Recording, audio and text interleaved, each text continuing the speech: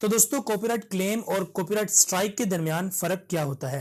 Friends, अगर आप लोगों का एक YouTube चैनल है और आप YouTube पर काम करते हैं तो ये दोनों बातें आप लोगों के लिए बहुत ही ज़्यादा इंपॉर्टेंट है अगर आप YouTube से अर्निंग करना चाहते हैं। क्योंकि दोस्तों कॉपीराइट क्लेम और कॉपीराइट स्ट्राइक का अगर आपको नहीं पता तो आपके लिए आपका YouTube कैरियर एकदम वेस्ट है, बिकॉज आपका चैनल किसी भी वक्त YouTube की तरफ से बंद किया जा सकता है। तो फ्रेंड्स, इस वीडियो को देखते रहिएगा। आज की इस वीडियो के अंदर हम आपको दोनों चीज़ों के बारे में डिटेल से बताएंगे कि कॉपीराइट क्लेम और कॉपीराइट स्ट्राइक इन दोनों के दरमियान क्या फर्क होता है और इन दोनों को किस तरह से आपने टैकल करना है या इनसे किस तरह से आपने सेफ रहना है। तो दोस्तों चलिए वीडियो को स्टार्ट करते हैं।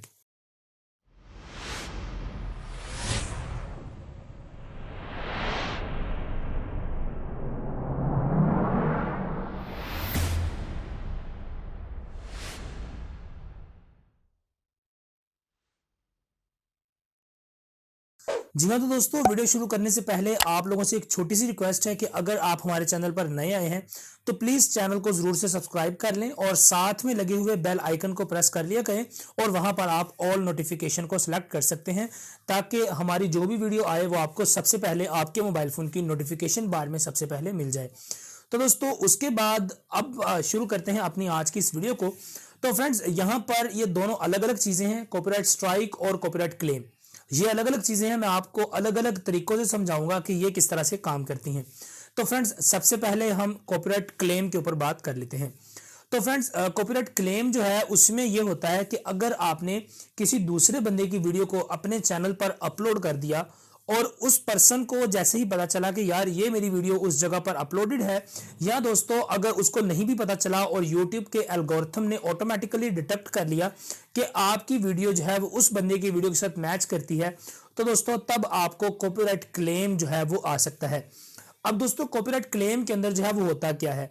तो फ्रेंड्स, कॉपीराइट क्लेम के अंदर आपको जितना भी रेवेन्यू आपका उस एक वीडियो से जनरेट होगा वो आपके पैसे उस बंदे को मिलेंगे जिस बंदे की चीजों को आप अपनी वीडियोस के ऊपर इस्तेमाल कर रहे होंगे। यानी दोस्तों यहां पर होता यह है कि अगर आपने किसी एक पर्टिकुलर पर्सन की वीडियोस में से कोई म्यूजिक उठाया या आपने किसी की पूरी वीडियोस को ही उठाकर अपने चैनल के ऊपर एज इट इज पोस्ट कर दिया, तो फ्रेंड्स उसमें आपकी उस वीडियो का जो यूट्यूब का एल्गोरिथम है वो ऑटोमेटिकली डिटेक्ट करेगा कि आपने किसी दूसरे बंदे की वीडियो उठाई हुई है। और अगर आप उस वीडियो से पैसे कमाते हैं, यानी अगर आपकी मोनेटाइजेशन ऑन होगी, तो आपको जितना भी रेवेन्यू उस एक वीडियो से बनेगा वो पैसे उस खास बंदे को मिल जाएंगे जिसकी वीडियो को या जिसके म्यूजिक को या जिसके कंटेंट को आप अपनी वीडियोस के अंदर इस्तेमाल कर रहे होंगे। तो फ्रेंड्स, इसे कहते हैं कॉपीराइट क्लेम। इसका जो इशू है, यानी कॉपीराइट क्लेम जो है वो इतनी ज्यादा खतरे की बात नहीं है, मगर कॉपीराइट क्लेम के अंदर आपको सिर्फ और सिर्फ जो रेवेन्यू है वो आपको नहीं मिलेगा बल्कि उस बंदे को मिलेगा जिसका डाटा या जिसका कंटेंट आप यूज कर रहे होंगे। अब दोस्तों अगर बात की जाए कि कॉपीराइट स्ट्राइक क्या होता है, तो दोस्तों यहाँ पर कॉपीराइट स्ट्राइक एक बहुत ही अलग चीज है और कॉपीराइट स्ट्राइक जो है ये एक खतरनाक चीज भी है, तो इससे आप लोगों को सेफ रहना पड़ेगा। दोस्तों कॉपीराइट स्ट्राइक के अंदर होता यह है कि अगर आप किसी दूसरे बंदे की चीज को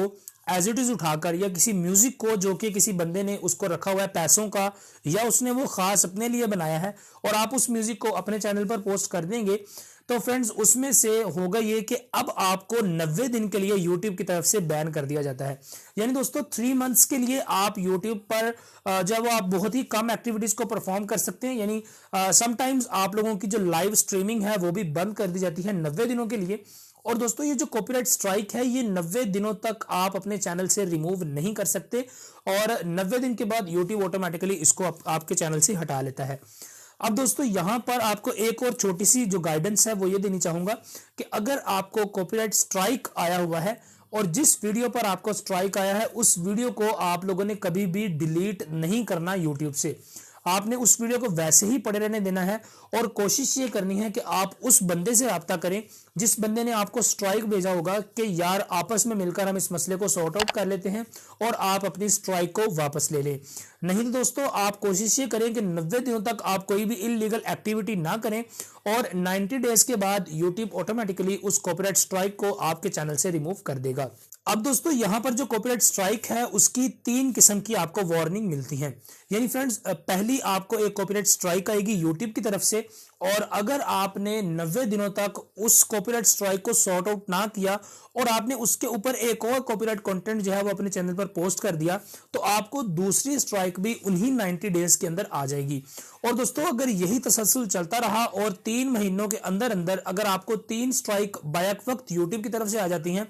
तो आपका चैनल विदाउट एनी वार्निंग जो है वो यूट्यूब की तरफ से टर्मिनेट कर दिया जाता है और आपका सारा कंटेंट यूट्यूब की तरफ से डिलीट हो जाता है।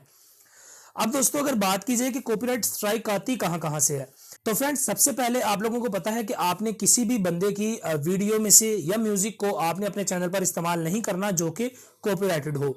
उसके अलावा दोस्तों कॉपीराइट जो है वो दूसरी इस वजह से भी आ सकती है कि आप YouTube से डाउनलोडिंग को अगर सिखाते हैं, यानी दोस्तों अगर आप YouTube से डाउनलोडिंग पर वीडियोस बनाते हैं या आप वीडियोस बनाते हैं कि आप Instagram से डाउनलोड करें या Facebook से डाउनलोड करें, तो दोस्तों अगर आप इस पर वीडियोस बनाएंगे तो आपको स्ट्राइक जरूर से आ जाएगी। उसके अलावा दोस्तों आपको स्ट्राइक इस तरह से भी आ सकती है कि आप किसी ऐसे सॉफ्टवेयर के ऊपर या किसी ऐसी चीज के ऊपर आप वीडियो बनाएं जो कि इंटरनेट पर पेड है और आप उसको फ्री में प्रोवाइड कर रहे हैं, तो दोस्तों तब भी आपको कॉपीराइट स्ट्राइक जो है वो जरूर से आएगी। बिकॉज दोस्तों जो यूट्यूब है ये अलग अलग कंपनीज को भी सपोर्ट करती है और सभी कंपनीज आजकल एडवर्टाइजमेंट से ही चलती हैं। तो फ्रेंड्स अगर आप लोग यूट्यूब से डाउनलोडिंग सिखा देंगे तो यूट्यूब पर कोई बंदा लाइव आकर वीडियो क्यों कर देखेगा। और दोस्तों यही वजह होगी कि यूट्यूब पर एड्स नहीं आएंगे और जो यूट्यूब पर क्रिएटर्स जिस तरह के हम लोग काम करते हैं तो यूट्यूब हम लोगों को या दूसरे क्रिएटर्स को किस तरह से पे करेगा। तो फ्रेंड्स इसीलिए यूट्यूब ने ऑटोमेटिकली डाउनलोडिंग का जो ऑप्शन है उसको बंद किया हुआ है और आप यूट्यूब के अंदर डाउनलोड कर सकते हैं, मगर वो एक टेम्परेरी टाइम के लिए या एक स्पेसिफिक एक पर्टिकुलर टाइम के लिए वो डाटा आपके पास डाउनलोड होता है। उसके बाद वो ऑटोमेटिकली यूट्यूब उसको आपको रीन्यू करने का बोलती है, जहां पर यूट्यूब आपको एक नया ऐड भी दिखा देती है। तो फ्रेंड्स इसी तरह से सारी कंपनीज एडवर्टाइजमेंट से चलती हैं। तो अगर आप